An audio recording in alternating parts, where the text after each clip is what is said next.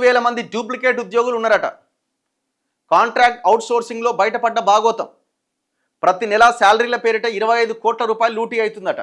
ఎన్ని రోజులు చెప్తారా ఈ వ్యవహారం అంతా?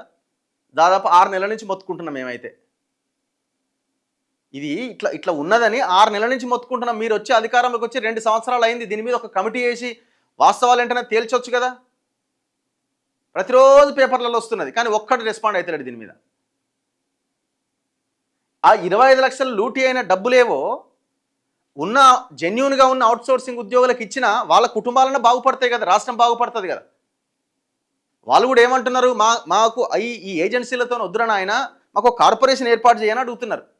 ఆంధ్రప్రదేశ్లో తెలంగాణ తెచ్చుకున్న తెలంగాణలోనేమో కొట్లాడి తెచ్చుకున్న తెలంగాణలోనేమో అవుట్సోర్సింగ్ ఉద్యోగులు ఒక కార్పొరేషన్ కింద రాలేదు.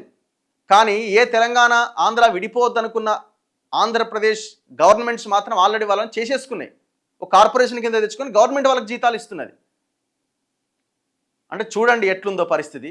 తెచ్చుకున్న తెలంగాణలో అది సాధ్యం కాలే, అక్కడ ఆంధ్రప్రదేశ్లో సాధ్యమైంది. ఏమనాలి ఈ నాయకులని? సిగ్గుండాలి కదా వీళ్ళకి కనీసం. ఆ గవర్నమెంట్ అయినా ఈ గవర్నమెంట్ అయినా. ఇక ఇదంతా పోయిన గవర్నమెంట్ హయాంలో జరిగింది. అంటే ఒక ఏజెన్సీ కింద కొంతమంది ఎంప్లాయీస్ని రిక్రూట్ చేసుకొని ప్రభుత్వం ఏజెన్సీకి డబ్బులు ఇస్తే ఏజెన్సీ వాడు కాంట్రాక్ట్ అవుట్సోర్సింగ్ కింద అపాయింట్ చేసుకున్న వాళ్ళకి జీతాలు ఇస్తాడు.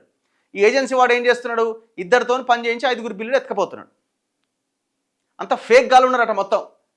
అంటే దాదాపుగా ప్రతి నెల దాదాపు 25 కోట్ల ప్రభుత్వ డబ్బులు లూటీ అవుతున్నాయట.